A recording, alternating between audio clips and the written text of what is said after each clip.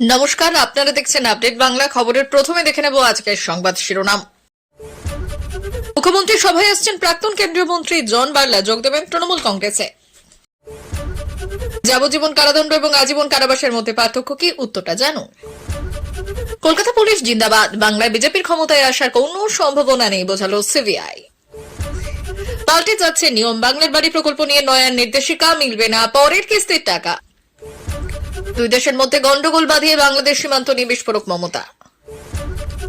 আরজিকর মামলায় রায়ের পর প্রতিক্রিয়া অভিষেকের, করের টাকা নষ্ট করে জেলবন্দি রাখার অর্থ নেই, ফাঁসি একমাত্র পথ। জঙ্গলমহল উৎসবে ব্রাত্য বিজেপি বিধায়ক। শাস্তির খাড়া শুধু সঞ্জয়ের ঘাড়ে নয়, বিচারপতির নির্দেশ নামায় পুলিশ সন্দীপের নাম। সঞ্জয়ের ফাঁসি চেয়ে হাইকোর্টে আবেদন, রাজ্যের মামলা দায়েরের অনুমতি ডিভিশন বেঞ্চের। আসছি বিস্তারিত খবরে। মাদারিহাট বিধানসভার উপনির্বাচনের সময় থেকেই খেলা ঘুরেছিল, সেটা বিজেপি ধরতে পারেনি। আর যখন বুঝতে পারলো তখন ওই আসনটি তৃণমূল কংগ্রেসের দখলে চলে গিয়েছে। আর খেলাটা হলো বিজেপি ছেড়ে তৃণমূল কংগ্রেসে যোগদান করেছেন প্রাক্তন কেন্দ্রীয় মন্ত্রী জন বার্লা। আগামী 23শে জানুয়ারি আলিপুরদুয়ারের হাসিমারা সুভাষিনী চা বাগানের মাঠে মুখ্যমন্ত্রীর সরকারি পরিষেবা প্রদানের অনুষ্ঠানে হাজির থাকার কথা তার। কারণ জেলা প্রশাসনের পক্ষ থেকে জন বার্লাকে আমন্ত্রণ জানানো হয়েছে বলে সূত্রের খবর। ইতিমধ্যেই আগামী 22শে জানুয়ারি জলপাইগুড়ির বানারহাটে লক্ষ্মীপাড়া চা বাগানের বাড়িতে ফিরতে চলেছেন জন বার্লা। তবে তার স্ত্রী নয়াদিল্লির এইমস হাসপাতালে ভর্তি রয়েছেন। সূত্রের খবর, হাসিমারায় সরকারি অনুষ্ঠান থাকায় ওই দিন তৃণমূল কংগ্রেসের পতাকা হাতে নিতে পারছেন না জন বার্লা। এ বিষয়ে জন বার্লা বলেন, দিদির বেছে দেওয়া দিনেই আমি তৃণমূল কংগ্রেসে যোগদান করব। সরকারি অনুষ্ঠানে আমাকে আমন্ত্রণ জানিয়ে মুখ্যমন্ত্রী যে সম্মান দেখিয়েছেন তাতে আমি আনন্দিত।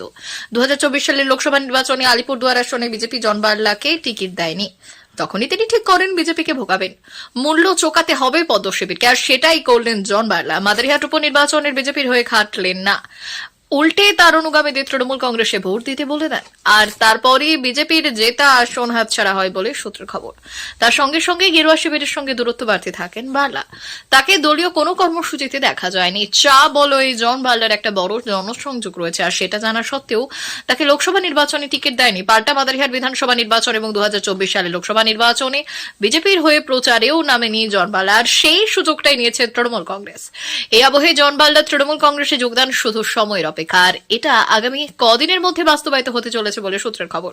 এ বিষয়ে জন বার্লার বক্তব্য, বিজেপি ডুয়ার্সের আদিবাসীদের সঙ্গে ছলনা করেছে। চা বাগানে বোনাস চুক্তি 20% থেকে কমে 16% হয়েছে।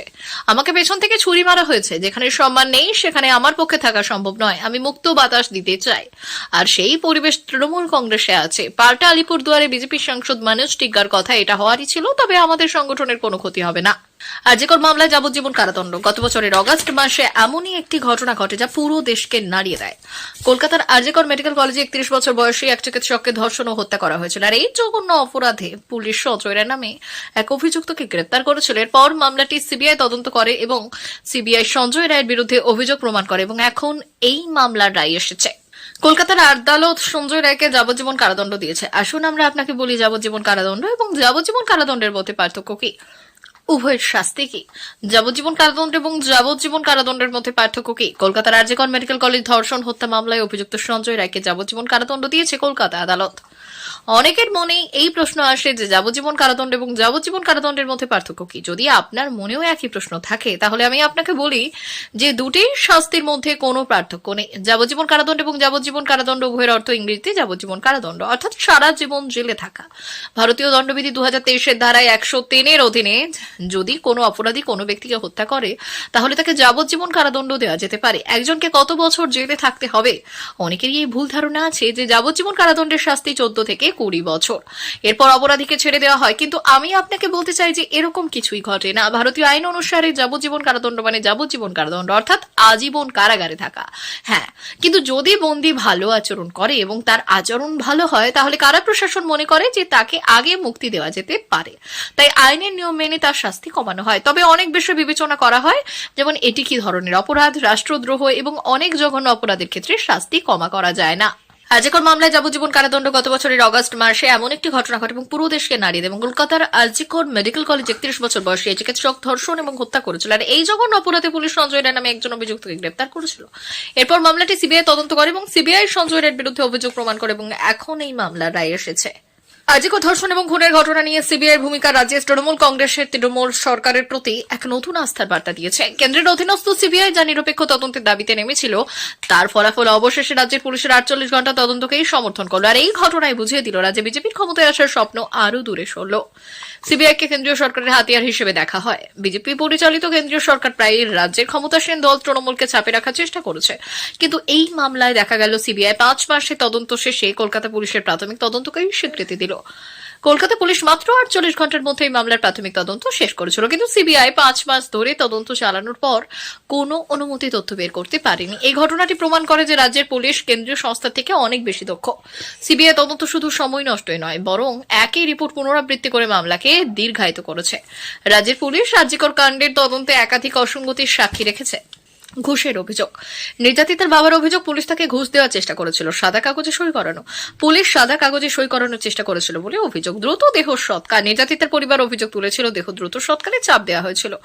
এসব অভিযোগের ভিত্তিতে নিরপেক্ষ তদন্তের দাবি উঠেছিল এবং সিবিআই তদন্ত শুরু হয়। সিবিআই তদন্তে নতুন কোনো তথ্য প্রকাশ না হওয়ায় বা প্রমাণ দাখিল না করা বিজেপি পরিচালিত কেন্দ্রীয় সরকারের জন্য বড় ধাক্কা। রাজ্যের জনসাধারণের কাছে এটি প্রমাণিত হলো যে কেন্দ্রীয় তদন্তকারী সংস্থা রাজ্যের পুলিশের চেয়ে দক্ষ নয়। সিবিআই নিরপেক্ষতা নিয়ে প্রশ্ন, সিবিআই যদি শুধু কলকাতা পুলিশের তদন্তকে সমর্থন করে, তবে তাদের দীর্ঘ তদন্তের যৌক্তিকতা কোথায়? রাজনৈতিক প্রভাব, তৃণমূল সরকার এই ঘটনাকে নিজেদের সাফল্য হিসেবে তুলে ধরতে সক্ষম। এই ঘটনায় তৃণমূল সরকারের প্রতি জনসাধারণের আস্থা আরও বৃদ্ধি পাবে। রাজ্যবাসীর মধ্যে ধারণা তৈরি হয়েছে যে বিজেপি পরিচালিত কেন্দ্রীয় সংস্থা রাজ্যের উন্নয়ন বা স্বচ্ছতা আনতে ব্যর্থ এবং সিবিআই রিপোর্ট তৃণমূল সরকারকে এক নতুন শক্তি প্রদান করেছে। এটি রাজ্যের জনগণের কাছে তৃণমূলের নেতৃত্বাধীন প্রশাসনের দক্ষতাকে তুলে ধরেছে। এই ঘটনার পর রাজ্যে বিজেপির রাজনৈতিক অবস্থান আরও দুর্বল হবে। রাজ্যবাসীর মধ্যে বিজেপির প্রতি আস্থাহীনতা বৃদ্ধি পাবে। তৃণমূল সরকারের দক্ষতা এবং স্বচ্ছতা জনগণের মনে আরও জায়গা করে নেবে। আরজিকর কাণ্ডে সিবিআই ব্যর্থতা এবং রাজ্যের পুলিশের দক্ষতা তৃণমূল সরকারের পক্ষে বড় একটি জয়। আর এটি শুধু তৃণমূলের রাজনৈতিক অবস্থানকে শক্তিশালী করেনি, বরং রাজ্যে বিজেপির ভবিষ্যৎকেও প্রশ্নবিদ্ধ করেছে। বাংলার বাড়ি প্রকল্পের প্রথম কিস্তির টাকা অনেকে পেয়েছেন। দুর্নীতি ঠেকাতে ফিল্ড ভেরিফিকেশন অ্যাপ চালু হয়েছে এবং আধিকারিকদের প্রকল্প পরিদর্শনের নির্দেশ দেওয়া হয়েছে। যোগ্য ব্যক্তিরাও যাতে টাকা পান সেদিকে নজর দেওয়া হচ্ছে। বাংলার বাড়ি প্রকল্প নিয়ে নয়া নির্দেশিকা জারি হলো। এই প্রকল্পের প্রথম কিস্তির টাকা পেয়েছেন অনেকেই। বাংলার বাড়ি প্রকল্প যাতে সঠিক যোগ্য ব্যক্তিকে টাকা পান এবং সেই বিশেষ গুরুত্ব দেওয়া হয়েছে। বাংলার বাড়ি প্রকল্পের দুর্নীতি ঠেকাতে ইতিমধ্যে ফিল্ড ভেরিফিকেশন অ্যাপ চালু করা হয়েছে। এর মাধ্যমে প্রকল্পের অগ্রগতির দিকে আরো ভালোভাবে নজর রাখা হবে। আধিকারিকরা যাতে এই অ্যাপ ব্যবহার করে বিভিন্ন এলাকায় গিয়ে প্রকল্প পরিদর্শন করেন তার উপরেও জোর দেওয়া হয়েছে। বাংলার সহায়তা কেন্দ্রগুলিতে সরকারি পরিষেবা ঠিকঠাক চলছে কিনা তাও খতিয়ে দেখার নির্দেশ দেওয়া হয়েছে। সম্প্রতি রাজ্যের মুখ্যমন্ত্রী মমতা বন্দ্যোপাধ্যায় প্রশাসনিক বৈঠকে বাংলার বাড়ি প্রকল্প সহ বিভিন্ন ইস্যু নিয়ে একাধিক নির্দেশ দিয়েছিলেন। মুখ্য সচিব মনোজ পন্থ সেই নির্দেশগুলি আরও একবার মনে করিয়ে দিলেন। এদিকে ইতিমধ্যে 50টিরও বেশি দুর্নীতির অভিযোগ জমা পড়েছে বাংলার বাড়ি প্রকল্প নিয়ে। সমাজের এক লোভী শ্রেণীর ধনী মানুষ সরকারের থেকে এই টাকাই নিয়েছে, যাতে এবার যোগ্য ব্যক্তিরা বাংলার বাড়ি প্রকল্পের টাকা পায় সেদিকে দৃষ্টি দেওয়া হচ্ছে। বিগত দিনগুলিতে বারংবার ভারত বাংলাদেশ সীমান্তে উত্তেজনা ছড়িয়েছে। বাংলাদেশি অনুপ্রবেশকারীরা ভারতে ঢুকে লুটপাট চালাচ্ছে বলে অভিযোগ উঠেছে। আবার অনেক জায়গাতেই বিএসএফকে ভারতীয় ভূখণ্ডেই কাঁটাতারের বেড়া দিতে বাধা দিয়েছে বিজেপি। আবার সাম্প্রতিক সময়ে একাধিক বাংলাদেশি জঙ্গি ধরা পড়েছে দেশে। ফাঁস হয়েছে জাল পাসপোর্ট চক্র। এহেন পরিস্থিতিতে রাজনৈতিক চাপানোত্তর জারি আছে। বিএসএফ এর দিকে আঙুল তুলতে দেখা গিয়েছে তৃণমূলকে। তবে এবার মুর্শিদাবাদে গিয়ে বিএসএফ কে শাস্তি রক্ষায় দায়িত্ব নিতে বললেন মমতা বন্দ্যোপাধ্যায়। পাশাপাশি কারো প্ররোচনায় যাতে মুর্শিদাবাদের লোকেরা পা না দেন তার জন্য সতর্ক করেছেন মুখ্যমন্ত্রী। গতকাল মুর্শিদাবাদে মুখ্যমন্ত্রী মমতা বন্দ্যোপাধ্যায় বললেন, মুর্শিদাবাদের ওপারে বাংলা সীমান্ত রয়েছে, আর সেই সীমান্ত বিএসএফ দেখুক। আমাদের উপর অত্যাচার হলে আমরা দেখব। দয়া করে কারো প্ররোচনায় পা দিয়ে ওদিকে যাবেন না, কারণ অনেকের উদ্দেশ্য হলো দাঙ্গা লাগিয়ে দুই দেশের মধ্যে গন্ডগোল বাঁধিয়ে সরে পড়া। আমি চাই সীমান্তে বিএসএফ দায়িত্ব নিক, যাতে সেখানে শান্তি প্রতিষ্ঠা হয়। আমি লোকাল পুলিশকে বলবো তারা যেন মাইকিং করে ফিরে আসতে বলেন। কেউ আইন নিজের হাতে তুলে নেবেন না। শুরু হলো 10তম বর্ষ জঙ্গলমহল উৎসব। বীরভূমের নলহাটি 1 নম্বর ব্লকের চামটি বাগান পোদ্রা খেলার মাঠে উৎসব শুরু হয়। চলবে মঙ্গলবার পর্যন্ত। উৎসবের সূচনা করেন রাজ্য গ্রামীণ উন্নয়ন পর্ষদের চেয়ারম্যান অনুব্রত মণ্ডল। প্রধান অতিথি হিসেবে উপস্থিত ছিলেন কারামন্ত্রী চন্দ্রনাথ সিনহা। এছাড়াও উপস্থিত ছিলেন জেলা পরিষদের সভাধিপতি ফাইজুল হক ওরফে কাজল শেখ, জেলা শাসক বিধান রায়, রামপুরহাট মহকুমা শাসক সৌরভ পান্ডে। অনুষ্ঠান তালিকায় জেলা তৃণমূলের প্রতীকে নির্বাচিত সমস্ত সাংসদ এবং বিধায়কদের নাম থাকলেও একমাত্র বিজেপি বিধায়ক দুবরাজপুরের অনুপ সাহার নাম স্থান পাননি। আর অনুবাবুর অভিযোগ, সরকারি অনুষ্ঠানকে ওরা দলীয় অনুষ্ঠানে পরিণত করেছে। আর সেই কারণেই আমার নাম থাকা তো দূরের কথা, আমন্ত্রণ জানানোর জন্য জন্য সৌজন্যটুকুও দেখাননি সরকারি আধিকারিকরা। ফলে আমার মতে ওই মঞ্চে যারা উপস্থিত ছিলেন সকলেই তৃণমূলের পদাধিকারী, যদিও এই নিয়ে সরকারি কোনো আধিকারিক মুখ খুলতে চাননি। এদিন প্রদীপ প্রজ্বলন এবং তীর্ধনুক হাতে অনুষ্ঠানের সূচনা করেন অনুব্রত মণ্ডল। এক মঞ্চে ছিলেন কাজল শেখও। অনুব্রত মণ্ডল বললেন, মুখ্যমন্ত্রীর জন্য আজ আদিবাসী গ্রাম সেজে উঠেছে, আর কোনো আদিবাসী গ্রাম পিছিয়ে নেই। শিক্ষা দীক্ষার দিক থেকেও আদিবাসী ছেলে মেয়েরা এগিয়ে যাচ্ছে। গত শনিবার থেকে তৈরি হয়েছিল টানটান এক উত্তেজনামূলক পরিস্থিতি। আরজিকর কাণ্ডে অন্যতম দোষী সিভিক ভলেন্টিয়ার সঞ্জয় রায়ের শাস্তি নিয়ে চলছিল নানা উথালপাথাল পরিস্থিতি। শনিবার শিয়ালদা কোর্টে সঞ্জয়ের শাস্তি এবং সাজা ঘোষণা করলেও ঠিক কোন শাস্তি দেওয়া হবে সেটা জানানো হয়নি। বলা হয়েছিল সোমবার দিন ঘোষণা করা হবে। অবশেষে গতকাল অর্থাৎ সোমবার সেই উত্তেজনার অবসান হলো। দোষী সঞ্জয় রায়ের আমৃত্যু কারাদণ্ডের সাজা ঘোষণা করলেন শিয়ালদা আদালতের অতিরিক্ত জেলা দায়রা বিচারক অনির্বাণ দাস। পাশাপাশি রাজ্য সরকারকে নির্যাতিতার পরিবারকে 17 লক্ষ টাকা প্রদানের নির্দেশ দিলেন বিচারক।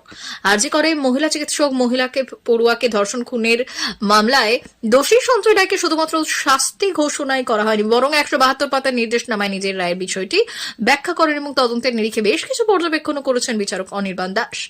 জানা গিয়েছে, আরজিকর কাণ্ডে পুলিশ এবং হাসপাতাল কর্তৃপক্ষকে নিয়েও বেশ কিছু পর্যবেক্ষণ রায়ের নির্দেশনামায় লিপিবদ্ধ করেছেন।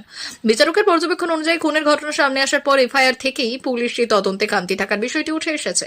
টালা থানার এসআই সুব্রত চট্টোপাধ্যায় নিয়ম এবং লালবাজারের তৎকালীন উইমেন্স ডিফেন্স সেলের অতিরিক্ত ওসি রূপালী মুখোপাধ্যায়ের ভূমিকা নিয়ে প্রশ্ন উঠেছে। বাদ যায়নি আরজিকর হাসপাতালে তৎকালীন অধ্যক্ষ সন্দীপ ঘোষের ভূমিকা। বিচারকের পর্যবেক্ষণ অনুযায়ী জানা গিয়েছে, 9 অগস্ট রাতে সিনিয়র চিকিৎসক সুমিত রায় তপাদার ও মহিলা চিকিৎসকের দেহ দেখে বুঝেছিলেন যে তাকে খুন করা হয়েছে। তখন এই বিষয়টি চেস্ট মেডিসিন বিভাগের প্রধানকে জানাতে বলেছে এবং হাসপাতাল সুপার এবং অধ্যক্ষকে বিষয়টি জানাতে। এদিকে সুমিত যখন তৎকালীন সুপার সঞ্জয় বশিষ্ঠ এবং অধ্যক্ষ সন্দীপ ঘোষকে ফোন করেন, তারা ফোন তোলেননি। পরে সন্দীপ ঘোষ ফোন করে দেহ মর্গে নিয়ে যেতে নির্দেশ দিয়েছেন। আর এখানেই উঠছে প্রশ্ন, কেন সন্দীপ ঘোষ এবং মহিলা চিকিৎসকের দেহ মর্গে নিয়ে যেতে বলেছিলেন তা নিয়ে উঠছে প্রশ্ন এবং প্রশ্ন তোলেন বিচারক। এদিকে আবার সঞ্জয়ের ফোন নিয়ে গুরুত্বপূর্ণ পর্যবেক্ষণ রয়েছে বিচারক অনির্বাণ দাসের নজরে। তার মতে, গত 9 অগস্ট রাতে অভিযুক্তের ফোন নিয়ে নাকি টালা থানায় রেখে দেওয়া হয়েছিল এবং সঞ্জয়ের ফোন রেখে দিয়েছিল লালবাজারের তৎকালীন উইমেন্স ডিফেন্স সেলের অতিরিক্ত ওসি রূপালী মুখোপাধ্যায়। আর সেই কাজটি করেছিলেন বলে উল্লেখ আছে নির্দেশনামায়। যদিও তিনি জানিয়েছিলেন সেই সময় ফোনে কোনো কারসাজি হয়েছে বলে প্রমাণ মেলেনি, কিন্তু সেই যুক্তিতেই স্পষ্টতা চাপ রয়েছে। এবং তাহলে কেন এই কাজটি করা হয়েছে? প্রিয় দর্শক, এখনকার মতো খবর এই পর্যন্তই। ধন্যবাদ।